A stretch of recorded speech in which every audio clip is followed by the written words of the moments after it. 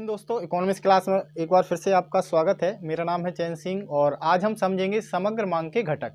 तो आइए चलते हैं और समझते हैं। सबसे पहले एक बार हम पिछली क्लास पर चलते हैं जहां पर हमने समग्र मांग को समझा हुआ है कि समग्र मांग क्या होती है। तो वहां पर हमने क्या समझ लिया था कि समग्र मांग का जो कॉन्सेप्ट है वो समष्टि अर्थशास्त्र का कॉन्सेप्ट है। और जब हमने मांग को समझा था तो क्या देखा था कि मांग जो है वह व्यष्टि अर्थशास्त्र का कॉन्सेप्ट है। जब हम मांग को पढ़ते हैं तो हम किसी एक वस्तु की कीमत पर चर्चा करते हैं कि उसकी कीमत और मांग में क्या संबंध होता है, उसके ऊपर फिर हमने मांग का नियम समझा। लेकिन यहाँ पर जो मांग हो रही है ये पूरी अर्थव्यवस्था की मांग होती है, मतलब पूरी अर्थव्यवस्था में जो कुल मांग है उसको प्रदर्शित जब हम करते हैं, उसको ज्ञात करते हैं, तो वो समग्र मांग के कॉन्सेप्ट के अंतर्गत आती है। ठीक है, तो इसमें हमने क्या देखा था कि समग्र मांग जो होती है वह क्या होती है, इसे हम एडी से प्रेजेंट करते हैं। एडी मतलब कि एग्रीगेट डिमांड, और इसका समीकरण हमने बनाया था सी plus I. C plus I मतलब कि कंजप्शन और इन्वेस्टमेंट। अब कंजप्शन क्या था? वस्तुओं और सेवाओं का उपभोग और इनके लिए प्रेरित निवेश, इसको क्या कर लिया जाता है, इसमें शामिल कर लिया जाता है। तो क्या निकल के आ जाता है हमारा समग्र मांग का समीकरण। तो समग्र मांग को जब हमने प्रेजेंट किया था तो AD equal to C plus I मतलब कि उपभोग और निवेश के द्वारा हमने इसका समीकरण बनाया था। अब देखिए जो समग्र मांग होती है वह किस पर निर्भर होती है? ये होती है उपभोग और निवेश पर। ठीक है, यदि हम मुख्य रूप से देखें जो हमने कल समीकरण बनाया था पिछली क्लास में उस पर चलें तो निवेश और उपभोग पर ही ये निर्भर है। लेकिन उपभोग और निवेश के अंतर्गत देखिए सरकार का भी व्यय आता है, और बाहरी देशों से मतलब कि दूसरे देशों से जो हम व्यापार करते हैं जिसे हम आयात और निर्यात कहते हैं, तो जो हमारा शुद्ध निर्यात होता है तब हमें लाभ होता है। तो हम क्या करते हैं, शुद्ध निर्यात को भी हमारी अर्थव्यवस्था में शामिल करते हैं। हमारा जब हम जो आर्थिक क्रियाएं होती हैं उनकी गणना करते हैं तो उसको शामिल किया जाता है। तो यहाँ पर यदि हम देखें, अब देखिए यदि आप एनसीईआरटी की पुस्तक से पढ़ते हो तो आप वहाँ पर सिर्फ उपभोग और निवेश को ही देखोगे, किसके? समग्र मांग के घटक के रूप में। अब यदि हम उपभोग और निवेश को लें तो यहाँ पर देखिए निवेश और उपभोग दोनों ही क्या हैं? व्यापारिक क्रियाएं हैं, और इनके अंतर्गत ही सरकारी व्यय भी आता है और आयात निर्यात भी सम्मिलित हो जाता है। तो मतलब कि वो वहाँ पर शामिल है। तो कुछ अर्थशास्त्री जो हैं केवल उपभोग और निवेश को ही मानते हैं, और कुछ अर्थशास्त्री जो सरकारी खर्च है और शुद्ध निर्यात है उसको अलग अलग क्या करते हैं, पढ़ते हैं। तो समग्र मांग के आप जो घटक हैं वो एनसीईआरटी की पुस्तक में देखोगे वहाँ पर उपभोग और निवेश मिलेगा, और यदि आप किसी दूसरी पुस्तक से जिसमें विवेचनात्मक दिया हुआ है वहाँ पर पढ़ोगे तो सरकारी व्यय और शुद्ध निर्यात को भी अलग अलग यानी कि 4 घटक पाओगे। ठीक है, हम चारों की ही यहाँ पर चर्चा करेंगे। चलिए समझते हैं। तो आपको लिखना किस प्रकार से है, देखिए मैंने इस प्रकार से जो नोट्स हैं वो तैयार किए हैं कि परीक्षा में यदि प्रश्न पूछा जाता है कि समग्र मांग के घटक लिखिए तो आप उसको इस प्रकार से लिखें कि आपको अच्छे मार्क्स मिलें। तो लिखना किस प्रकार से है, सबसे पहले हम परिचय लिखते हैं। तो परिचय में क्या लिखेंगे? समग्र मांग मुख्य रूप से उपभोग तथा निवेश पर निर्भर करती है, लेकिन समग्र मांग सरकारी व्यय तथा शुद्ध निर्यात से परे नहीं हो सकती, अतः समग्र मांग के निम्न घटक होते हैं, ये लिखेंगे। इसके बाद चारों घटकों के हम नाम लिख देंगे, कौन कौन से? उपभोग व्यय, निवेश व्यय, सरकारी व्यय और शुद्ध निर्यात। ये हमारे 4 घटक हो गए हैं। अब एक एक की हम क्या करेंगे, विवेचना करेंगे, विस्तृत वर्णन करेंगे। चलिए सबसे पहले हम उपभोग व्यय को समझते हैं। अब आगे बढ़ने से पहले उपभोग व्यय होता क्या है ये भी हमें मालूम होना चाहिए, तब जाके हम उसकी परिभाषा लिख पाएंगे, उसके आगे क्या चीज़ है उसकी व्याख्या कर पाएंगे। ठीक, तो भाई उपभोग व्यय क्या होता है? व्यय मतलब कि खर्च। अब उपभोग पर व्यय किया गया है, कौन से उपभोग पर? वह खर्च या फिर व्यय जो वस्तुओं एवं सेवाओं पर किया जाता है उसे हम उपभोग व्यय कहते हैं। जैसे कि वस्तुओं और सेवाओं पर, जैसे मान लीजिए आप गेहूं खरीदते हैं, गेहूं की फिर खाना बना के खाते हैं, चावल खरीदते हैं, चावल को भी खाते हैं, तो उसका क्या करते हैं, उपयोग करते हैं, तो क्या होता है, उपभोग होता है। तो इस पर जो खर्च होता है। इसके बाद कपड़े खरीदते हैं, उसको पहनते हैं, तो वो भी क्या हुआ, कपड़ों का उपभोग हुआ। अब सेवाओं का देखें, जैसे कि आप डॉक्टर से इलाज कराते हैं, उसका भुगतान करते हैं, तो आपने क्या किया है, डॉक्टर की सेवा का उपभोग किया है। टीचर से आप पढ़ते हैं, उसका भी आप भुगतान करते हैं कुछ ना कुछ के रूप में, तो वो क्या हो गया, सेवा का आपने उपयोग किया है। आप बस से कहीं जाते हैं तो बस की सेवा का उपभोग किया है, आप किराया पेमेंट करते हैं।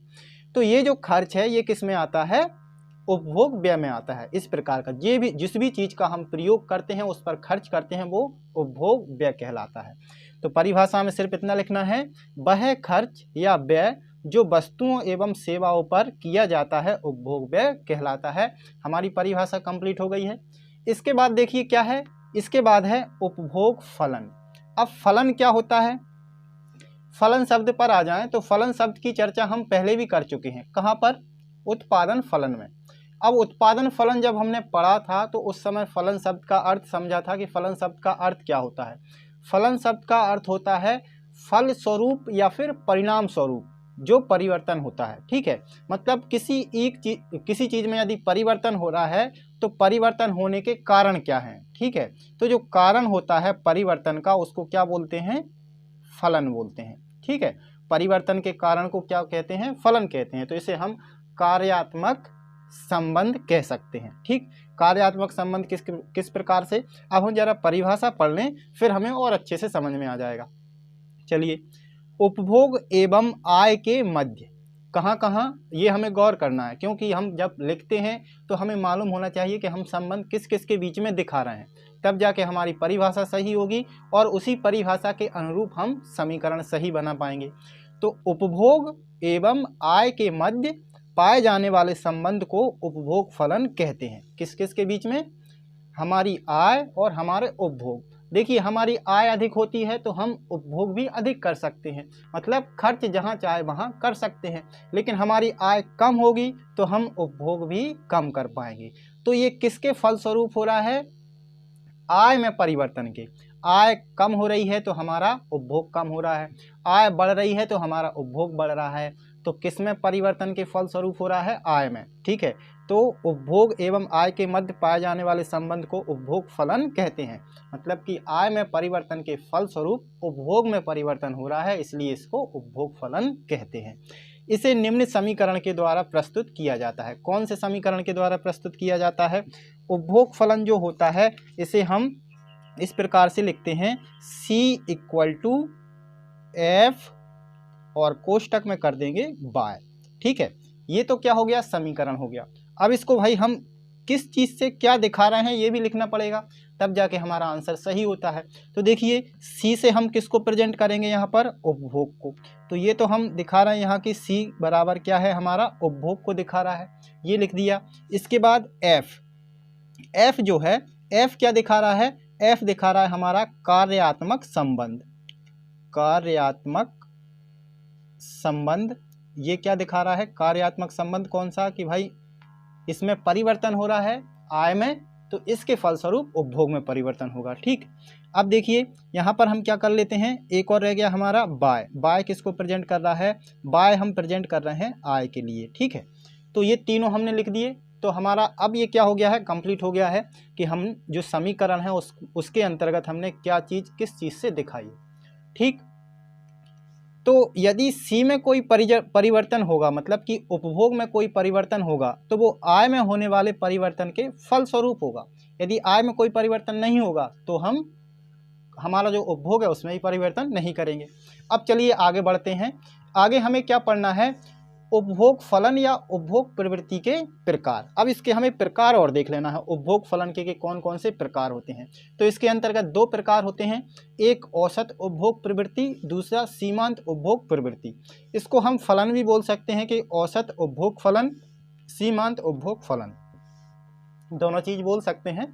ठीक है, अब हमें करना क्या है, सबसे पहले ये चीज़ होती क्या है, तो हमने यहाँ पर तो समझ लिया कि ये उपभोग है, उपभोग को हम उपभोग फलन है, उपभोग को हम C से प्रेजेंट कर रहे हैं और उपभोग फलन को C बराबर F और कोष्टक में बाय। ठीक, इसके बाद औसत उपभोग प्रवृत्ति। अब इसको देखिए, ये क्या होती है, औसत जहां हम पढ़ते हैं तो हमें ध्यान होना चाहिए कि पहले भी हम औसत लागतें पढ़ चुके हैं, तो वहां भी हमने ये समझा हुआ है कि औसत क्या होता है। तो औसत जो होता है, औसत हर किसी भी चीज़ का जब हम निकालते हैं तो एक प्रकार से अनुपात होता है, दो चीज़ों का निकाला जाएगा तो क्या होगा, अनुपात होगा। ठीक, अब यहाँ पर वही चीज़ हमें समझनी है कि और औसत उपभोग प्रवृत्ति क्या होगी, औसत उपभोग, तो उपभोग को हमें ऊपर लिखना है और किसके समांतर हम अनुपात निकालेंगे, आय के, तो आय को नीचे रख देंगे तो क्या हो जाएगा, अनुपात निकल के आ जाएगा। अब इसे परिभाषा में किस प्रकार से लिखेंगे, समग्र उपभोग, ठीक, समग्र मतलब कि जितना भी उपभोग है, समग्र आय के अनुपात को औसत उपभोग प्रवृत्ति कहा जाता है। ठीक, बड़ा ही सिंपल है, मतलब कि जो समग्र उपभोग है, जो कुल उपभोग है हमारा, उसमें हमें भाग देना है कुल आय का, तो हमारा औसत उपभोग फलन निकल के आ जाएगा या औसत उपभोग प्रवृत्ति निकल के आ जाएगी। इसे निम्न समीकरण के द्वारा हम प्रस्तुत कर सकते हैं, APC equal to C upon Y. ठीक है, अब APC से हम क्या प्रेजेंट कर रहे हैं, APC से इसको प्रेजेंट कर रहे हैं हम औसत उपभोग प्रवृत्ति को, तो ये लिख देंगे औसत उपभोग और प्रवृत्ति। इसके बाद अब देखिए यहाँ पर C से प्रेजेंट किसको कर रहे हैं हम, उपभोग को, कि भाई जो हमारा समग्र उपभोग है उसे हम C से दिखा रहे हैं। इसके बाद बाय से हम आय को प्रेजेंट करेंगे, जो हमने पीछे भी समझ लिया है, तो बाय हमारी जो है वो आय को दिखा रही है। अब मान लीजिए प्रश्न आ जाता है किस प्रकार से, देखिए इसमें हमें जो समझ रहे हैं अभी, इसमें 1 या 2 मार्क्स के प्रश्न परीक्षा में पूछे जा सकते हैं।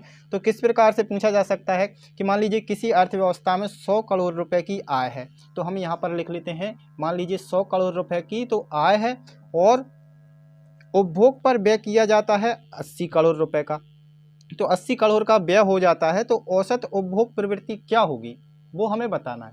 तो ये 1 या 2 मार्क्स का पूछा जाएगा, तो हमें क्या करना है, सिंपल सा ये ध्यान रखना है कि आय कितनी है, जैसे 100 करोड़ रुपए की हमने मान ली आय है और 80 करोड़ का क्या है, उपभोग है। अब क्या करना है, औसत उपभोग प्रवृत्ति निकालनी है, तो साधारण सा जो इस फॉर्मूला है, जो समीकरण है, उसी में हमें दोनों चीज़ें बिठा देनी है। तो APC बराबर क्या हो जाएगा, उपभोग है हमारा 80 करोड़ का और आय है हमारी 100 करोड़ की, भाग दे देंगे, काट देंगे, तो क्या आ जाएगा, ये 0.8 आ जाएगा। 10 से 8 में भाग देंगे 0.8, ये क्या निकल के आ जाएगी हमारी APC। ठीक है, इस प्रकार से 1 या 2 मार्क्स में ये पूछा जाएगा। अब आगे चलिए, आगे है सीमांत उपभोग प्रवृत्ति, मार्जिनल प्रोपेंसिटी टू कंज्यूम। इसे किस प्रकार से, अब सीमांत भी हम पहले पढ़ चुके हैं, समझ चुके हैं, सीमांत लागत है, सीमांत आय, सीमांत उपयोगिता, ये सब पढ़ चुके हैं। सीमांत क्या होता है, पिछली इकाई में से जो अगली इकाई है उसे हम क्या कर देते हैं, मतलब कि अगली इकाई में से पिछली इकाई को माइनस कर देंगे, तो क्या निकल के आ जाएगी, मार्जिनल, यानी कि सीमांत निकल के आ जाती है। अब यहाँ समझें, आय में होने वाले परिवर्तन के फलस्वरूप उपभोग में होने वाले परिवर्तन को सीमांत उपभोग प्रवृत्ति कहा जाता है। ठीक है, मतलब परिवर्तन जो हो रहा है, मतलब कि अगली इकाई में से पिछली इकाई को हम माइनस करेंगे, जो निकल के आएगा वो क्या होगा, परिवर्तन होगा।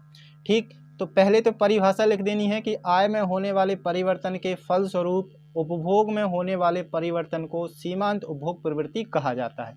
इसे निम्न सूत्र के द्वारा प्रदर्शित किया जाता है।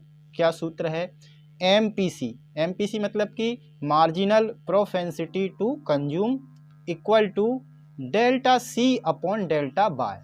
अब यहाँ पर हमें देखना है, क्या क्या चीज़ देखना है, MPC बराबर मतलब कि सीमांत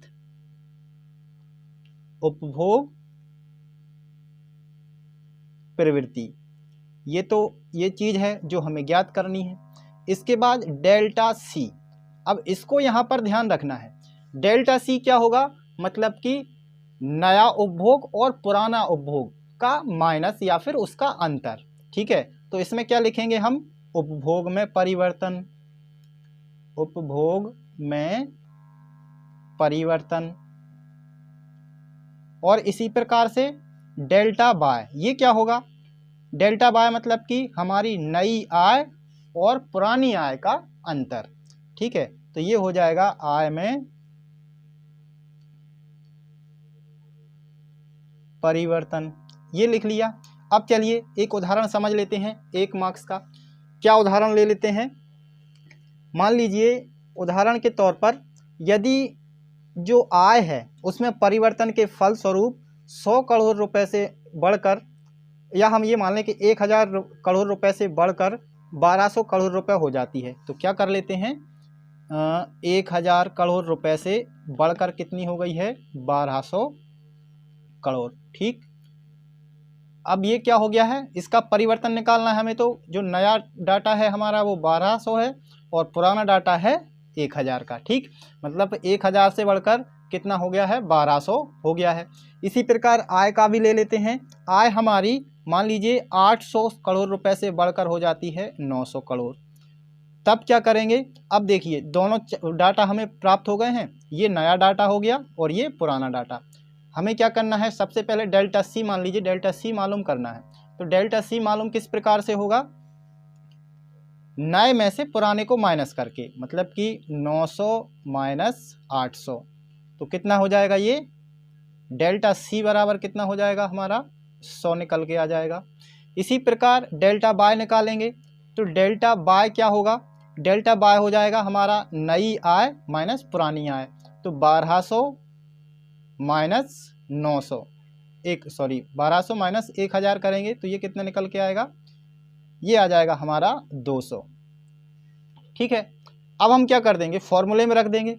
तो फॉर्मूला क्या बता रहा है, समीकरण कि M P C equal to delta C upon delta Y. मतलब डेल्टा सी कितना है 100 और डेल्टा बाय कितना है 200। कितना आ गया 1/2। ये हमारा क्या आ जाएगा 1/2 मतलब कि 0.5। ये क्या निकल के आ गया हमारा एमपीसी मतलब कि सीमांत उपभोग प्रवृत्ति। ठीक है, तो ये जो प्रश्न परीक्षा में पूछे जाएंगे 1 नंबर या 2 नंबर के पूछे जाएंगे। देखिए अभी हमने सिर्फ एक ही घटक समझा हुआ है, कौन सा, उपभोग व्यय। इसके अंतर्गत अभी बचत भी आएगा, तो बचत को हम सेपरेटली लेंगे क्योंकि उसके भी पूरे भाग हम करके चलेंगे ताकि हमें कहीं पर भी कन्फ्यूजन ना रहे। तो एक सेपरेट क्लास हम ले लेंगे पहले बचत की, उसके बाद हम निवेश पढ़ेंगे। तो आज के लिए इतना काफ़ी है, मिलेंगे अगली क्लास में, तब तक के लिए जय हिंद, वंदे मातरम।